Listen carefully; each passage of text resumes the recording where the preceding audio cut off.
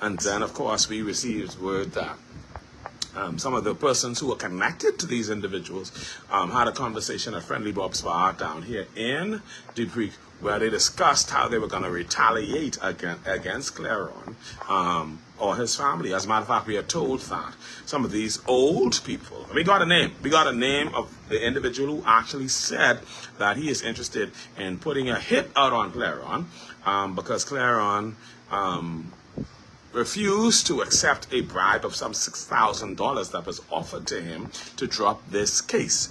And it's hard because we understand a number of persons in Deep Creek, senior persons, were involved in trying to convince Claron to drop this case, where these guys beat him, knock out his teeth, left some shaky. He has no feeling in a portion of his face, in a section of his face, he has no feeling. That's how bad they beat this young man. Both of his eyes were black. He was bruised and busted. And what is sad is, you had persons after all of this stuff that was done to this young man, this heinous attack that was on his life, where they almost killed him. You had persons in Deep Creek, influential persons in authority, persons who are leaders in the community who were there, rather than saying, you know what, these young men need to face the consequences of their actions. They were trying to convince Claron, the victim in this story, to accept a bribe. And then what happens if the bribe is not paid? Not that I was encouraging him, but I feel like they was only giving him the numbers, and then he would go to court and drop the case, and then they wouldn't pay him anyway. So now they have turned it around where they want to use this bribe money to try to have him assassinated as soon as he comes out of prison. And because they're known for this, because this has happened in Deep Creek before. They had a young man who went to prison for, allegedly for an incident, I think a murder that he did not commit, but the father wasn't convinced that he didn't commit the murder. He wasn't convinced that one of his own sons killed the next one. And so what he did was, he orchestrated for the young man who he blamed for his son being killed, orchestrated for him to die.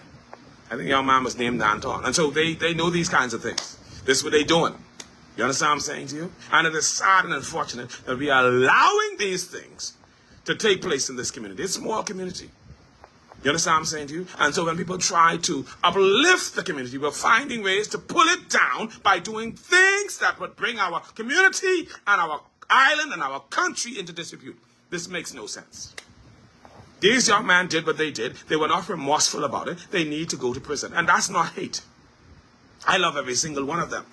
I appreciate every one of them. I stand with every one of them. But right is right and wrong is wrong. If they did something wrong and they're not remorseful about it, they need to face the consequences of their action. That has nothing to do with love or hate. If it was your child that was beaten and bruised and battered and mistreated and nearly murdered, how would you feel? To know people are sitting out there trying to put an attempt on his life, all because he stood up for himself. How would you feel? We got to wake up. We got to stop this. Because he wouldn't accept a bribe. Now you decide you want to use this bribe to try to take his life? Let me tell you something. I'm going to say this as a child of God. I'm going to say this as an oracle of God.